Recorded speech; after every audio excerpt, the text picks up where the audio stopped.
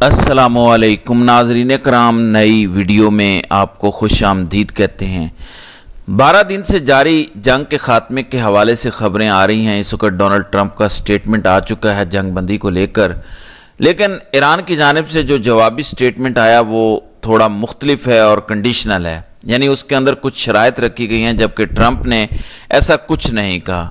Trump ने एक बड़ी अजीब व गरीब ट्वीट किया, दो ट्वीट्स किए हैं ट्रंप ने। एक तो उन्होंने जंग बंदी के हवाले से ट्वीट की, लेकिन उससे पहले जब ईरान ने अटैक किया वापस अमेरिका पर, तो अमेरिका ने क्या कहा। डोनाल्ड ट्रंप ने कतर में दागे गए ईरानी मिसाइल हमलों की पेशगी इतला पर तेहरान का शुक्रिया अदा करते हुए कहा कि इससे जानी नुकसान को रोकने में मदद मिली। दुनिया को मुबारकबाद कि अब अमन का वक्त आ गया। ट्रंप ने लिखा कि ईरान ने ऑफिशियली रिस्पॉन्ड किया है। जो हमने किया उसके बाद ईरान ने कल 14 मिसाइल दागे, जिनमें से 13 को हमने मार गिराया और एक मिसाइल को छोड़ दिया क्योंकि वो किसी खतरनाक सिमत में नहीं जा रहा था। इससे किसी नुकसान का अंदेशा नहीं था।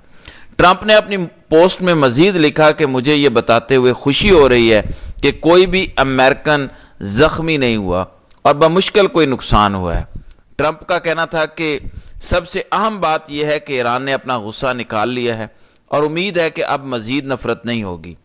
अमेरिकन सदर ने लिखा कि मैं ईरान का शुक्रिया अदा करता हूं कि उन्होंने हमें हमले की पेशगी इतला दी, जिस वजह से कोई जानी नुकसान नहीं हुआ। फिर उन्होंने कहा कि वो चाहते हैं कि तेहरान खित्ते में अमन और हम आहंगी की तरफ बढ़े, और मैं पुरजोशी से इसराइल को भी यही कहने की तरगीब दूंगा, यानी मैं चाहता हूं कि इसराइल भी यही करे और मैं ये चाहता हूं कि ईरान भी यही करे। अब नाज़रीन कराम, जो मुतज़ाद इतलाआत आ रही हैं, इन इतलाआत के बाद ये कन्फर्म हो रहा है कि तकरीबन मामला जंग बंदी की तरफ चला गया है। अच्छा, अगला ट्वीट जो ट्रंप ने किया, ट्रंप ने कहा कि इसराइल और ईरान के माबैन मुकम्मल और कुल्ली जंग बंदी पर इत्तेफाक हो गया है, जो तकरीबन 6 घंटे बाद शुरू हो जाएगी, जब दोनों ममालिक के जारी आखिरी इक़दामात मुकम्मल हो जाएंगे।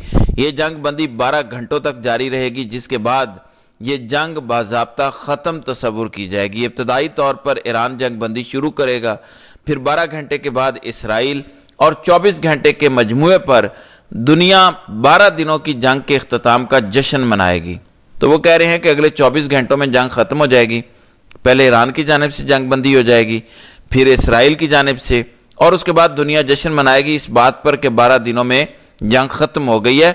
इन 12 दिनों में जब भी जंग बंदी हो, दूसरे फरीक से अमन और एहतराम की तवक्को की जाती है।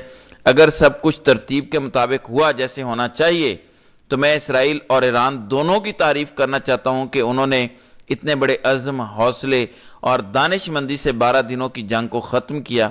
ये जंग कई साल जारी रह सकती थी और पूरे मशरिक़ वुस्ता को तबाह कर सकती थी, लेकिन ऐसा नहीं हुआ और दोबारा नहीं होगा। अल्लाह इसराइल को सलामत रखे। उन्होंने लिखा, गॉड ब्लेस इसराइल।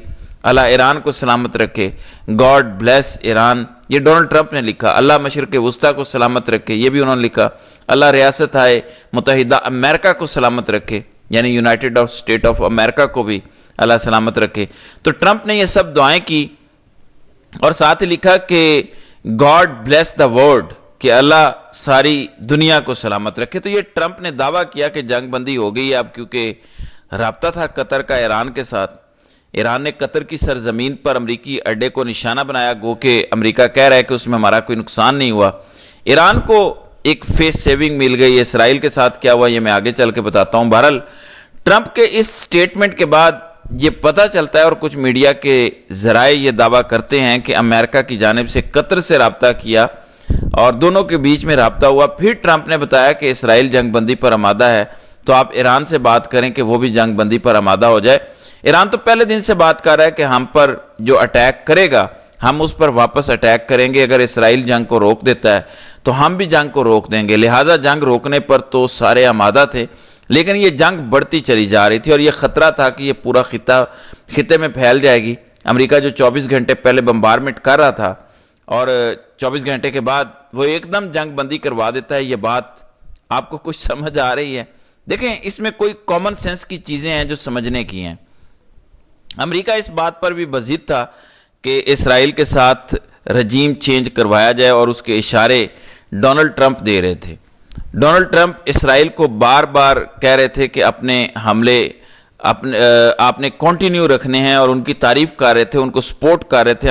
امریکہ کے بمبارمنٹ طیاروں نے بھی حملہ کیا، لیکن پھر ایک دم سچویشن بدلتی ہے اور جنگ بندی کی طرف چلی جاتی ہے۔ تو یہ اتنا سادہ معاملہ ہے۔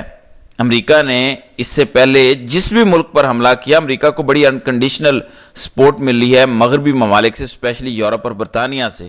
ایون گلف ممالک بھی امریکہ کو سپورٹ کرتے آئے ہیں اور بڑی کھل کر سپورٹ کرتے رہے ہیں، لیکن اس دفعہ جتنے بھی گلف ممالک ہیں، لگ بھگ 20 سے زائد مسلمان ممالک نے فوری طور پر ان چیزوں کی مذمت کی۔ پاکستان جیسے ملک نے مذمت کی ایران پر جو امریکہ نے اٹیک کیا، اور عرب ممالک نے بھی یہی کہا۔ ان سارے کے سارے اسرائیل کے خلاف بھی ایران کے ساتھ تھے، اور ایران کے لیے ہمدردی بڑھ رہی تھی۔ رشیا اور چین کی اپنی ایک بہت بڑی پولیٹکس ہے، اور فوری طور پہ ایران کی اور رشیا کی جو انگیجمنٹ تھی اس وجہ سے بھی کھلبلی مچ گئی۔ دوسرا، مغرب سے جو سپورٹ انکنڈیشنل مل جاتی تھی امریکہ کو کسی بھی لڑائی کو شروع کرتے وقت، اس طرح کی گرم جوشی نہیں تھی۔ اس کے 2-3 ریزنز ہیں۔ ایک تو مغرب یہ سمجھتا ہے کہ اسرائیل نے یہ جنگ چھیڑی ہے اور امریکہ اس جنگ میں کود پڑا ہے جو غیر ضروری ہے۔ دوسرا، ایران بار بار یہ بتاتا رہا ہے کہ ہم تو طاقت بننا ہی نہیں چاہتے، ہم نہیں بنا رہے ایٹم بم۔ اس پر کچھ رپورٹیں بھی آئیں جن کو امریکہ اور اسرائیل نے کہا کہ یہ جھوٹی رپورٹیں ہیں۔ تیسری چیز یہ ہے کہ یورپ اور امریکہ میں ایک چھوٹی سی خلیج پیدا ہو گئی اس بات کو لے کر کہ ٹرمپ انتظامیہ آئی تو یوکرین پر ان کی پالیسی شفٹ ہو گئی، جس پہ یورپ ناراض ہے۔ یورپ کو لگتا ہے کہ یورپ کو سیکیور رکھنے کے لیے یوکرین کی رشیا کے خلاف پوری مدد کرنا امریکہ کی ذمہ داری، اور امریکہ نے یہ ذمہ داری اٹھائی بھی ہے، بہت پیسہ بھی خرچ کیا، لیکن ٹرمپ نے آنے کے بعد یوکرین کو وہ سپورٹ نہیں دی جس پہ یورپ کسی حد تک خائف ہے۔ تو یہ ساری چیزیں یورپ اور امریکہ کے بیچ میں تھیں۔ امریکہ کو بھی سمجھ آ گئی کہ لڑائی بڑھے گی تو امریکہ کے لیے اس میں کچھ نہیں ہے، اور وہ پذیرائی اسے نہیں ملے گی جو پذیرائی وہ ماضی میں حاصل کرتا رہا ہے۔ فی الحال اس کو ایک چودراہٹ مل گئی کہ اس نے بم شم چلا لیے، اپنی طاقت شو کر دی، اپنے مسل شو کر دیے۔ ایران کو فیس سیونگ مل گئی، ایران نے بھی جوابی حملہ کیا۔ تو یہ تو ہو گیا امریکہ اور ایران کا کہ امریکہ نے اپنی چودراہٹ دکھائی، اپنے بم چلائے کہ ہم بڑے طاقتور ہیں، ہمارا کوئی مقابلہ نہیں کر سکتا۔ ایران نے بھی حملہ کر لیا، گو امریکہ دعویٰ کر رہا ہے کہ اس کا کوئی نقصان نہیں ہوا، لیکن اس کے اندر ہوا کیا؟ دیکھیں، میں نے اس میں سب سے پہلے آپ کو دیکھنا پڑے گا کہ ایران کا نقصان بھاری ہوا ہے۔ ان کی فوجی قیادت ایک رات میں شہید ہو گئی، ان کے بہت سارے سائنٹسٹ شہید ہو گئے، ان کے بہت سارے شہری شہید ہوئے، ان کا بہت سارا انفراسٹرکچر کا نقصان ہوا، بہت ساری ایسی سائٹس ہیں جہاں پہ بہت پیسہ دوبارہ لگے گا ان کو سیٹ کرنے میں۔ تو ایران کا کافی نقصان ہوا، لیکن اس دوران خطے میں اسرائیل کی مت بھی ایران نے توڑی ہے۔ یعنی جو لوگوں کو لگتا تھا نا کہ یہ بالکل ناقابل تسخیر ہیں یا اسرائیل کے پاس ایسی ٹیکنالوجیز ہیں جس کی موجودگی میں کوئی بھی اسرائیل کو جواب نہیں دے سکتا، تو وہ مت ٹوٹ گئی ہے۔ تو وہ جو ایک خطے کے اندر چودراہٹ بنی ہوئی تھی اسرائیل کی، وہ ختم ہوئی ہے۔ تو جہاں ایران کا نقصان ہوا وہاں اسرائیل کا بھی بڑا نقصان ہوا ہے۔ امریکہ نے اپنی چودراہٹ کسی نہ کسی طرح برقرار رکھی ہے۔ اب پاکستان نے غلط موقع پر فیصلہ کیا، پاکستان کو تھوڑا انتظار کرنا چاہیے تھا، جلد بازی نہیں کرنی چاہیے تھی۔ ٹرمپ کے عین بمباری کرنے سے پہلے پاکستان نے انہیں نوبیل انعام کے لیے نامزد کر دیا۔ اور یہ میں نہیں کہہ رہا، یہ جو اس وقت حکومت کے بہت حمایتی صحافی ہیں، ایون حسین حقانی، باقی جو لوگ ہیں، ان لوگوں نے بھی کہا کہ یہ خوش آمدانہ فیصلہ ہے اور جلد بازی میں کیا ہوا فیصلہ ہے۔ بہت سارے لوگوں نے کہا کہ یہ حکومت کو اپنا فیصلہ واپس لینا چاہیے، بلکہ اس کے لیے JUI کے کامران مرتضیٰ نے سینٹ میں قرارداد بھی جمع کروائی ہے کہ ٹرمپ کو یہ جو نامزدگی کی گئی ہے پاکستان کی جانب سے نوبیل پیس پرائز کی، اس پہ انہوں نے قرارداد جمع کروائی ہے۔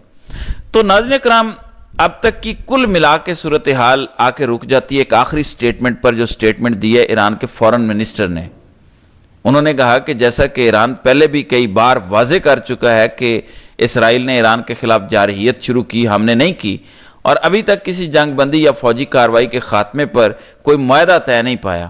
تو ابھی وہ کہہ رہے ہیں کہ کوئی معاہدہ طے نہیں پایا، تاہم انہوں نے ایک شرط رکھ دی۔ انہوں نے کہا کہ ایک شرط ہے کہ اسرائیلی حکومت تہران کے وقت کے مطابق صبح 4 بجے کے بعد ایرانی عوام کے خلاف اپنی غیر قانونی جارحیت بند کر دے، ہمارا اس کے بعد اپنا رد عمل جاری رکھنے کا کوئی ارادہ نہیں ہے۔ تو یہ ایک طرح سے جنگ بندی کا اعلان ہے، لیکن مشروط ہے کہ اسرائیل اب اٹیک کرنا بند کر دے۔ تو یہ ایک کنڈیشن ہے۔